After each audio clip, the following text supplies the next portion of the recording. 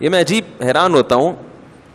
آج کل اولاد کو بھی میں دیکھتا ہوں, گھروں میں جو بہویں جاتی ہیں وہ بھی ساسوں کے دباؤ میں آ کے بہت سارے غلط ناجائز کام کر رہی ہوتی ہیں, شوہر کے دباؤ میں آ کے, اور کہتی ہیں کہ ہم سے ہوتا نہیں ہے, ہم کیسے کیا کریں.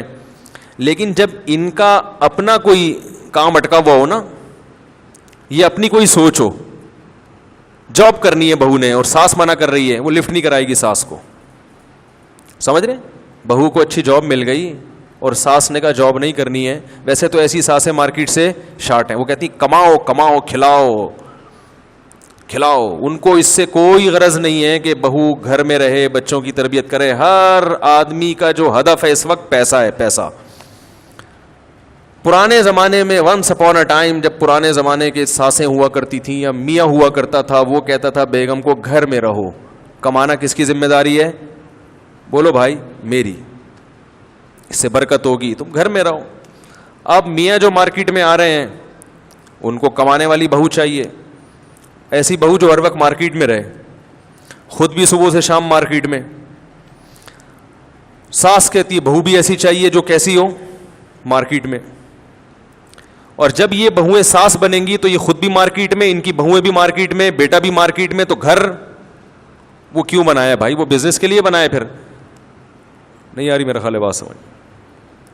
جب پورا گھر ہی مارکیٹ میں ہوگا, جاب کر رہا ہوگا, تو وہ گھر کس کے لیے بنایا ہے؟ پھر ہوٹل کرائے پہ لے لو, شام کو رات کو ملاقات کر لیا کرو. اور غریب لوگ کینٹ اسٹیشن پہ منجی لے لیں, کوئی چارپائی لے لیں, وہاں شام کو کیا ہو جائے کریں, تھوڑا جمع ہو کے چائے پی لیا کریں, صبح سارے نکل گئے. تو گھر کی ڈیفینیشن یہ ہے ہی نہیں. گھر کی ڈیفینیشن یہ ہے کہ اس میں عورتیں ہوں اور مرد کما کے شام کو واپس آئیں وہاں پہ. بات سمجھا پا رہا ہوں میں اپنی؟ یہ جو بہت تیزی سے خواتین میں جاب کا رجحان بڑھ رہا ہے, یہ خواتین یہ نہ سمجھیں کہ وہ آزاد ہو رہی ہیں.